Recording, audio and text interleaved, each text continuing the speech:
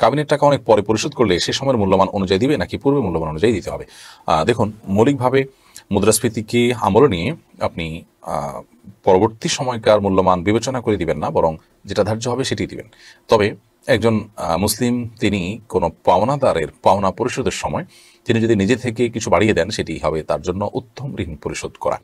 নবী করিম সাল্লাল্লাহু আলাইহি ওয়াসাল্লাম বলেছেন, খায়রুকুম আহসানুকুম কাদাআ আও আদাআ, তোমাদের যে ঋণ নেওয়ার পর সেটি পরিশোধ করার ক্ষেত্রে ভালো মানুষের পরিচয় দেয়, সে হলো তোমাদের মধ্যে সবচেয়ে ভালো মানুষ। অতএব এই ঋণ পরিশোধ করার যে ব্যাপার, সেখানে আমি যদি চিন্তা করি বিবেচনা থেকে যে অনেক দিন আগে ধার্য হয়েছিল, সেটি আজকের বাজার মূল্যে অনেক কমে গেছে, অতএব আমি তাকে এটা বাড়িয়ে দিলাম।